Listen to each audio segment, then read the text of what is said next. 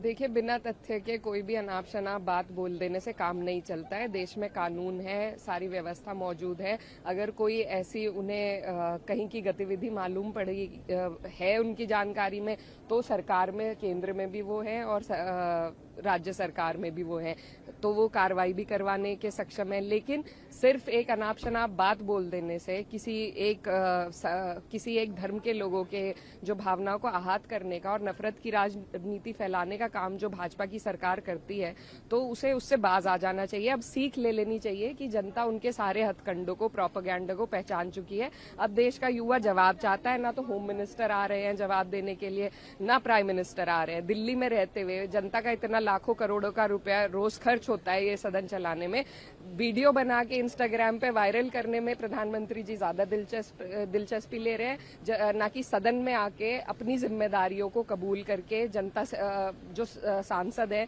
जो विपक्ष है, उसकी बातों का जवाब देके एक संवाद स्थापित करने की जो उनकी जिम्मेदारी है उससे बच रहे हैं। क्या एकला जी, पार्लियामेंट में डेडलॉक की स्थिति बनी हुई है, आप लोग राम मंदिर पर डिस्कशन करना चाहते हैं, स्टूडेंट्स के साथ जो पुलिस कार्रवाई हुई उस पर डिस्कस। देखिए, डेडलॉक की स्थिति बनाई है सरकार ने। जब एक बार सदन चला, जब चर्चा हुई जो आंदोलन था उसके ऊपर, तो तब ये सरकार ने कहा था कि सभी को अपनी बात रखने का मौका दिया जाएगा, पुलिस एट्रोसिटीज पे अपनी बात रखने का मौका दिया जाएगा और जवाब होम मिनिस्टर देंगे। अब जब सरकार ही वादा खिलाफी कर रही है, ना तो होम मिनिस्टर ने जवाब दिया, ना एजुकेशन मिनिस्टर ने जवाब दिया, कोई अन्य इधर उधर के मिनिस्टर से जवाब दिलवा दिया गया, ना सबको अपनी बात रखने दी, ना पुलिस एट्रोसिटी पे बात रखने दी, देश के एलओपी को नहीं बोलने दिया। तो सदन तो सरकार नहीं चाहती है, सरकार डर गई है। सरकार को अपनी हैसियत औकात पता देश के युवा ने दिखा दी है, तो ये डर रहे हैं। लेकिन जवाब तो इनसे हम मांगेंगे, हमारी जिम्मेदारी है, और जवाब देने के लिए सदन में आना पड़ेगा। देश के होम मिनिस्टर, प्राइम मिनिस्टर यहीं पे है सब दिल्ली में, सदन का पैसा भी खर्च हो रहा है, लेकिन इन लोगों को ना जनता के पैसे से कुछ लेना देना है, ना जनता के मुद्दे से। तो मैं सचेत करना चाहती हूँ सरकार को कि अगर यही हालात बने रहे और जिस तरीके से वादा खिलाफी कर रही है सरकार, न सिर्फ विपक्ष के लोगों के साथ बल्कि जो देश का युवा है, जो छात्र है, उनके साथ कहा गया था कि उनसे सारे मुकदमे वापस लिए जाएंगे, मुआवजे के पैसे दिए जाएंगे। ये लोग 16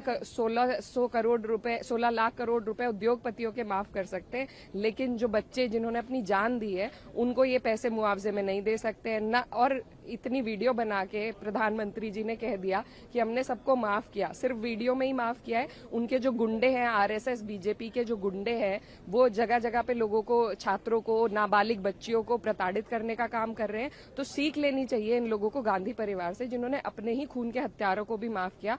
और ये देश के लोकतंत्र में पीआर के लिए वीडियो पे तो कह रहे हैं, लेकिन असल में धरातल पर जिस तरीके से देश के बच्चों को परेशान किया जा रहा है, तो जो बच्चों ने वहां पे लाठी खाई है वो कभी नहीं भूलेंगे और इस सरकार को जवाब देने का काम करेंगे।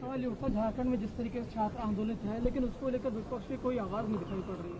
नहीं, देखिए, विपक्ष तो लगातार आवाज उठा रहा है। हम लोग रोज यहाँ पर नारे लगा रहे हैं, रोज हम कोशिश कर रहे हैं कि किसी तरीके से होम मिनिस्टर आए, अपना जवाब दे, प्राइम मिनिस्टर ही आ जाएं, वो ही जवाब दे दे। लेकिन सरकार जो है वो अंधी बहरी होकर अपनी तानाशाही पर उतरी हुई है। तो विपक्ष का जो काम है, चाहे सड़क पे आने का हो, चाहे सदन में आवाज उठाने का हो, हम लोग लगातार बुलंद कर रहे हैं।